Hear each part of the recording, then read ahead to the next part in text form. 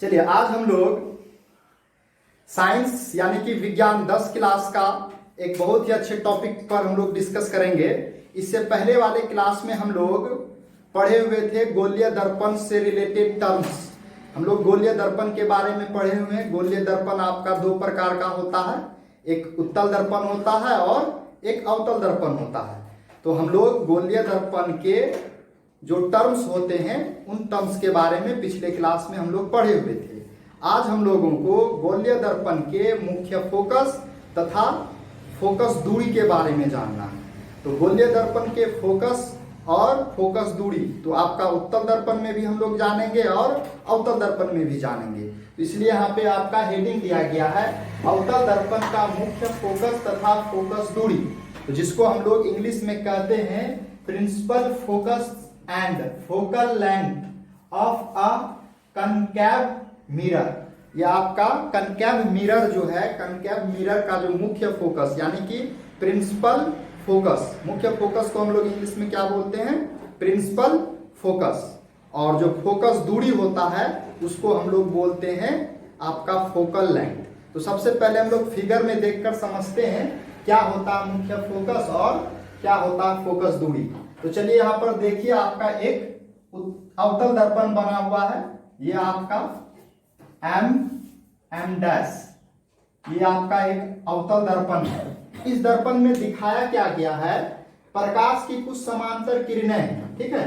तो वो समांतर किरणें दर्पण पर जो है ये मुख्य अक्ष है, ये आपका ये वाला बीच वाला जो आपका लाइन है दिख रहा है जिसपे सी एफ तथा पी है, ये आपका मुख्य अक्ष है। तो यदि प्रकाश की किरणें दर्पण के मुख्य अक्ष के समानांतर आती है, चाहे वो उत्तल हो चाहे वो अवतल हो, दोनों के लिए सेम कंडीशन होता है। यदि मुख्य अक्ष के समांतर आपका प्रकाश का किरण आएगा तो दर्पण से परावर्तन के बाद प्रकाश की किरणें या तो एक बिंदु पर मिलती है या मिलती हुई प्रतीत होती है। जैसे इस दर्पण पर पड़ा प्रकाश की किरण, वहां से जो परावर्तन होगा, परावर्तन होने के बाद अवतल दर्पण में क्या होता है, सभी प्रकाश की किरणें एक बिंदु पर मिलती है। और उत्तल दर्पण में क्या होता है, आपका एक बिंदु से आती हुई प्रतीत होती है, यानी कि अपसारित होती है। हम लोग अपसारित का मतलब पढ़े हुए हैं कि प्रकाश की किरण जो होता है एक बिंदु स्रोत से निकलकर चारों दिशाओं में फैलती है। इसी घटना को हम लोग क्या कहते हैं, अपसारित कहते हैं। और अभिसारित का मतलब क्या होता है कि प्रकाश की किरण एक बिंदु पर आकर मिलती है। इस घटना को हम लोग क्या बोलते हैं, अभिसारित। तो यहाँ पर दिखाया गया है कुछ प्रकाश की किरणें हैं। ये प्रकाश की किरणें दर्पण से परावर्तन के बाद एक बिंदु पर आकर मिलती है। तो जिस बिंदु पर प्रकाश की किरणें आकर मिलती है उसी बिंदु को मुख्य फोकस कहा जाता है। ये आपका मुख्य फोकस है। तो मुख्य फोकस क्या समझ में आ रहा है, जिस बिंदु पर प्रकाश की किरण आकर के मिलती है वो मुख्य फोकस कहलाती है, जिसको हम लोग कैपिटल एफ से सूचित करते हैं। तो मुख्य फोकस है क्या चीज, एक बिंदु है, मात्र केवल और केवल बिंदु। बिंदु को ही हम लोग क्या कहते हैं, मुख्य फोकस करते हैं। उसके बाद देखिए हम लोग अवतल दर्पण के टर्म्स में पढ़े हुए थे, ये वाला बिंदु जो होता है दर्पण का मध्य भाग, ये पोल कहलाता है। और ये जो है आपका वक्रता केंद्र कहलाता है। तो यहाँ पर देखिए ये आपका फोकस है, ये आपका क्या है, पोल है। तो ये फोकस के सीधा में हम लोग यहाँ पर खींचे हुए डॉट डॉट लाइन, और ये पोल के सीधे में एक डॉट डॉट लाइन खींचे हुए हैं, यानी कि ये आपका F, ये आपका P। F और P के बीच की दूरी को हम लोग फोकस दूरी कहते हैं। फोकस दूरी क्या है, ये डिस्टेंस होता है किसके बीच का, तो फोकस और पोल, इस दोनों के बीच के दूरी को हम लोग क्या बोलते हैं, फोकस दूरी कहते हैं।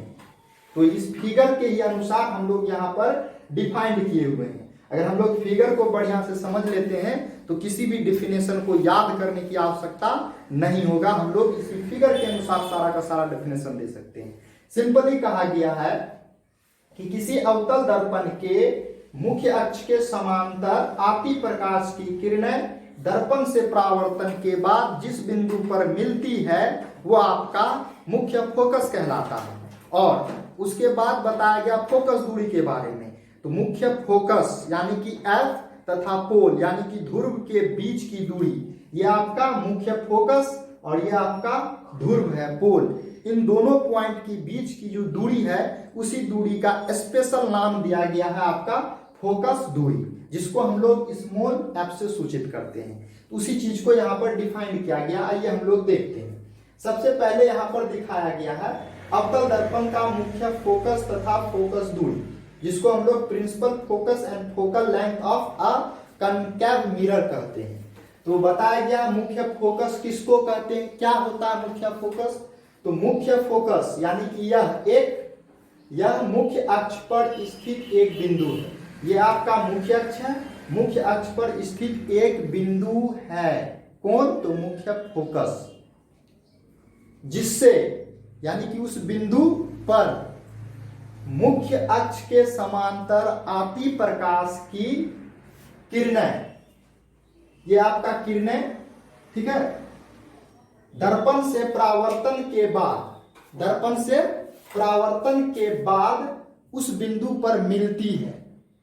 जिस बिंदु पर है ना, उस बिंदु पर मिलती है। मिलना यानी कि अभिसारित होती है। क्या होती है, अभिसारित होती है। उसी बिंदु को हम लोग मुख्य फोकस कहते हैं। तो सिंपल सा डेफिनेशन यही है, जब प्रकाश का किरण दर्पण से परावर्तन होगा, वो जिस बिंदु पर मिलेगा वही बिंदु आपका मुख्य फोकस कहलाएगा। ठीक है, चलिए आगे दिखाया गया है कि ये जो मुख्य फोकस है, मुख्य फोकस को हम लोग कैपिटल F से सूचित करते हैं। मुख्य फोकस मीन्स कैपिटल F। अवतल दर्पण का मुख्य फोकस, अब गौर से देखिए, ये आपका दर्पण है। इस दर्पण का जो मुख्य फोकस कहाँ है, दर्पण के सामने है। इसीलिए लिखा गया है कि अवतल दर्पण का जो फोकस होता है वो दर्पण के सामने होता है।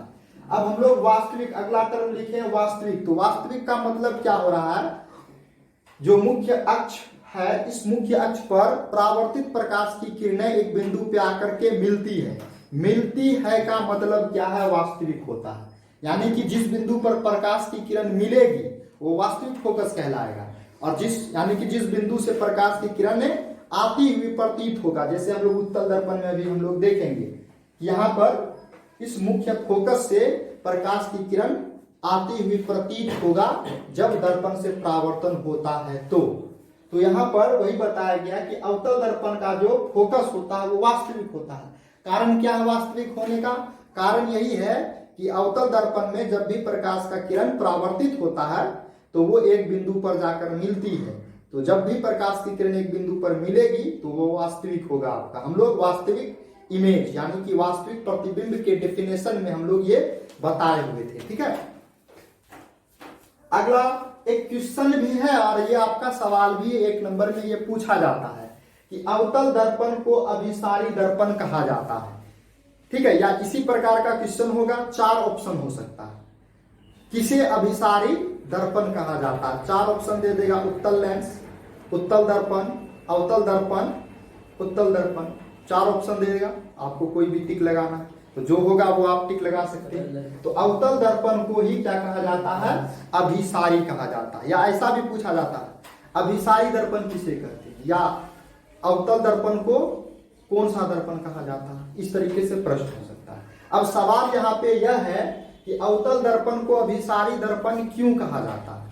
उसका उत्तर लिखा गया है कि अवतल दर्पण को अभिसारी दर्पण कहा जाता है क्योंकि इसके मुख्य अक्ष के समांतर प्रकाश की किरणें दर्पण से परावर्तन के बाद इसके मुख्य फोकस पर क्या होता है, अभिसरित होता है। इसके मुख्य फोकस पर क्या होता है, अभिसरित होने के कारण ही अवतल दर्पण को अभिसारी दर्पण कहा जाता है। कारण यही है कि जब भी मुख्य अक्ष के समांतर प्रकाश की किरण आएगा तो दर्पण से परावर्तन के बाद किसी बिंदु पर प्रकाश की किरणें अभिसरित होगा यानी कि मिलेगी। तो इसी कारण अवतल दर्पण को अभिसारी दर्पण कहा जाता है क्योंकि ये सभी परावर्तित प्रकाश की किरणों को एक बिंदु पर अभिसारित करती है। ठीक है, तो आगे लिखा गया अवतल दर्पण के द्वारा बना सूर्य का प्रतिबिंब वास्तविक होता है। अब हम लोग क्या जानते हैं, सूर्य कहाँ है, बगल में तो है नहीं, ये बहुत ही दूरी में स्थित है। तो बहुत ही दूरी में होने के कारण उससे जो प्रकाश की किरण आती है उसको मान लिया जाता है कि उसके द्वारा आई सभी प्रकाश की किरणें समांतर होती है। हम लोग पढ़ते हैं प्रकाश की किरण सीधी रेखा में गमन करती है, तो सीधी रेखा में जो गमन करेगी आपका इन होगा, जो टोटल प्रकाश का किरण होगा वो आपका एक दूसरे के क्या होगा, समांतर होगा। ठीक है, तो जो सूर्य से प्रकाश की किरण आती है तो वो दर्पण पे जस्ट आपका समांतर पड़ता है, और इसके कारण क्या होता है, वो एक बिंदु पर मिलती है, और जिस बिंदु पर मिलती है वही फोकस के नाम से जाना जाता है। तो इसका एक एग्जाम्पल भी हम लोग करके देख सकते हैं। क्या करेंगे, हम लोग अवतल दर्पण ले लेंगे और अवतल दर्पण को हम लोग इस तरीके से अरेंज करेंगे और उसके सामने एक कागज यानी कि पेपर ले लेंगे। ठीक है, तो पेपर पे हम लोग देखेंगे कि जब प्रकाश का किरण अवतल दर्पण पे पड़ा तो परावर्तन के बाद वो देखिएगा एक बिंदु पर जाकर के मिलाएगा टोटल का टोटल प्रकाश का किरण, और एक बिंदु पर मिलाने के कारण क्या होता है, वो कागज देखिएगा जिस बिंदु पर प्रकाश की किरण मिलती है उस बिंदु पर आस्ते आस्ते जल जाता है, यानी कि जल के छेदा हो जाता है, छिद्र हो जाता है पेपर में। हम लोग जो औजार बॉक्स में या ज्योमेट्री बॉक्स में जो मिलता है उससे भी हम लोग ये प्रयोग करके देख सकते हैं। तो होता क्या चीज है, प्रकाश का टोटल समांतर किरणें जो है फोकस पे यानी कि उस एक बिंदु पे आके मिलती है, तो यानी सारा प्रकाश का किरण का जितना भी ऊर्जा है, एनर्जी है, वो एक बिंदु पर चले जाता है, जिसके कारण कागज जल जाती है उस बिंदु पर, छिद्र हो जाता है जिसके कारण। ठीक है, इसीलिए लिखा गया है। तो इसका प्रतिबिंब यहाँ पे जो हो रहा है वास्तविक हो रहा है, कारण क्या है, एक बिंदु पर मिल रहा है। या ऐसा भी कह सकते हैं कि सूर्य के प्रतिबिंब को हम लोग पर्दा पर उतार सकते हैं, इसीलिए इसका प्रतिबिंब क्या होता है, वास्तविक होता है। ठीक है, चलिए आगे देखिए। अगला टॉपिक है आपका फोकस दूरी, जिसको हम लोग इंग्लिश में फोकल लेंथ बोलते हैं, फोकल लेंथ। तो फोकल लेंथ क्या होता है, ये जो है आपका पोल और फोकस के बीच की दूरी को फोकल लेंथ बोलते हैं, फोकस दूरी करते हैं। वही डिफिनेशन में लिखा गया, अवतल दर्पण के पोल यानी कि ध्रुव तथा मुख्य फोकस के बीच की दूरी को फोकस दूरी कहा जाता है। ये बीच का जो दूरी यहां से यहां तक, और ये जो दूरी होता है फोकस दूरी, उस फोकस दूरी को हम लोग संकेत में स्मॉल एफ लिखते हैं। क्या लिखते हैं, स्मॉल एफ लिखते हैं। तो इस तरीके से हम लोग फोकस क्या है और फोकस दूरी क्या है इसके बारे में हम लोग जानें। आगे हम लोग उत्तल दर्पण का मुख्य फोकस के बारे में जानेंगे और उसकी फोकस दूरी के बारे में जानेंगे। तो यहाँ पर एक उत्तल दर्पण का फिगर बना हुआ है, ये आपका उत्तल दर्पण है।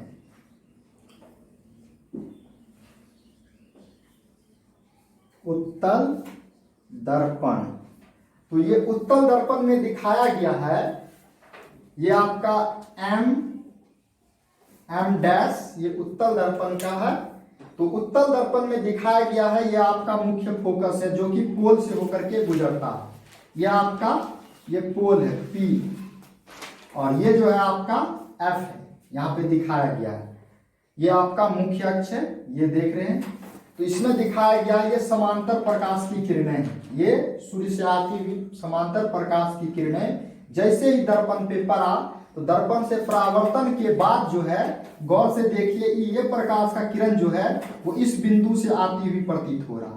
ठीक उसी प्रकार ये वाला प्रकाश की किरण इस बिंदु से आती हुई प्रतीत हो रहा है, और ये वाला प्रकाश का किरण जो है दर्पण से परावर्तन के बाद लग रहा है कि इस बिंदु से आ रही है, लेकिन रियल में ऐसा होता नहीं। दर्पण के अंदर से कोई बिंदु होगा, दर्पण के अंदर में सूर्य होगा क्या, नहीं होगा, तो वहां से रियल में तो प्रकाश का किरण आएगा नहीं। लेकिन हम लोगों को ऐसा प्रतीत होता है कि ये जो प्रकाश की किरण है इसी बिंदु से आ रही है, ऐसा प्रतीत होता है। तो इसलिए इसके डिफिनेशन में ये लिखा जाता है कि उत्तल दर्पण का मुख्य फोकस क्या है। उत्तल दर्पण का जो मुख्य फोकस होता है वो भी एक बिंदु ही होता है। कहां पर स्थित होता है, तो मुख्य अक्ष पर स्थित होता है। किसके, तो उत्तल दर्पण के। जब प्रकाश की समांतर किरणें दर्पण से परावर्तन होती है तो वो उस बिंदु से आती हुई या जिस बिंदु से आती हुई प्रतीत होती है उसी बिंदु को हम लोग क्या बोलते हैं, मुख्य फोकस बोलते हैं या प्रिंसिपल फोकस कहते हैं। तो प्रिंसिपल फोकस हो गया। इसमें भी यहाँ पे दिखाया गया ये पोल है, पोल तथा ये आपका फोकस है, फोकस के बीच की दूरी को हम लोग फोकस दूरी बोलते हैं, जिसको हम लोग शॉर्ट में या संकेत में स्मॉल एफ कहते हैं। तो ये आपका डिफाइंड किया हुआ है। उत्तल दर्पण के मुख्य फोकस तथा फोकस दूरी, principal focus and focal length of a convex mirror. उत्तल दर्पण का इंग्लिश आपका होता है कन्वेक्स मिरर और अवतल दर्पण का होता है आपका कनकैव मिरर। ठीक है, तो क्या होता है मुख्य फोकस? तो यह मुख्य अक्ष पर स्थित एक बिंदु होता है जिससे मुख्य अक्ष के समांतर आती प्रकाश की किरणें दर्पण से परावर्तन के बाद उस बिंदु से आती हुई प्रतीत होती है या उस बिंदु से अपसारित होती हुई प्रतीत होती है। अपसारित होना यानी कि लग रहा है कि ये बिंदु ही क्या कर रहा है, प्रकाश की किरणों को डाइवर्ज कर रहा है, अपसारित कर रहा है, एक बिंदु से निकालकर चारों दिशाओं में फैला रहा है। इसीलिए बोला गया अपसारित प्रतीत होती है। ये रियल में घटना होता नहीं, ये प्रकाश का किरण अंदर से आता तो नहीं है, लेकिन ऐसा हम लोगों को प्रतीत होता है। ठीक है, तो अब गौर से देखिए, तो इसका जो मुख्य फोकस होगा उसको हम लोग किससे सूचित करेंगे? एफ से सूचित करेंगे। ये भी है आपका। फिर उत्तल दर्पण का जो फोकस होता है वो दर्पण के पीछे होता है। हम लोग क्या देखें, जो अवतल दर्पण है, इस अवतल दर्पण का जो मुख्य फोकस होगा वो कहाँ होता है? सामने में होता है। और उत्तल दर्पण का फोकस कहाँ होता है? दर्पण के पीछे होता है। ठीक है, यानी कि ऐसा भी कह सकते हैं ये काल्पनिक या आभासी होता है, क्योंकि रियल में आईना के अंदर में जो आपका किसी गाड़ी की साइड मिरर के रूप में प्रयोग किया जाता है, उसके अंदर में तो कोई पॉइंट होगा, हम लोग उसको देख नहीं सकते हैं, नहीं सकते। इसीलिए बोला गया है कि उत्तल दर्पण का जो फोकस होता है वो आभासी होता है, काल्पनिक होता है। आभासी फोकस या काल्पनिक फोकस। एक नंबर का सवाल ये पूछा भी जा सकता है, पूछा भी जाता है। उत्तल दर्पण का फोकस होता है आभासी वास्तविक, अवतल दर्पण का फोकस होता है आभासी वास्तविक। ये आपका उत्तल और अवतल दर्पण की विशेषता में भी लिखा जा सकता है। ठीक है, आगे फिर क्वेश्चन एक एराइज हो जाता है कि उत्तल दर्पण को अपसारी दर्पण कहा जाता है। एक नंबर के सवाल में भी पूछा जा सकता है, ये 2 नंबर के भी सवाल में पूछा जा सकता है। इसका उत्तर ही यहाँ पे दिया गया है। उत्तल दर्पण को अपसारी दर्पण कहा जाता है क्योंकि इसके मुख्य अक्ष के समांतर प्रकाश की किरणें दर्पण से परावर्तन के बाद इसके मुख्य अक्ष या मुख्य फोकस से अपसारित होता हुआ प्रतीत होता है। क्या होता है? उसका जो मुख्य फोकस है उस बिंदु से अपसारित होता हुआ प्रतीत होता है। इस कारण से उत्तल दर्पण को अपसारी दर्पण के नाम से जाना जाता है। तो अपसारी दर्पण क्या है यह आपको बेहतरीन तरीके से समझ में आ रहा है, और अभिसारी दर्पण क्या है वो भी समझ में आ रहा है।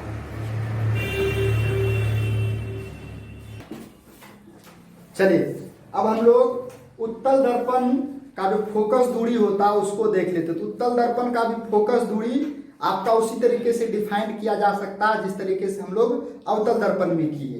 इसमें भी वही चीज है, आपका जो उत्तल दर्पण है उसका पोल और उसके मुख्य फोकस के बीच के दूरी को ही हम लोग क्या कहते हैं? फोकस दूरी कहते हैं। ये आपका स्मॉल एफ से सूचित किया जाता है। वही लिखा भी गया है, फोकस दूरी क्या चीज है?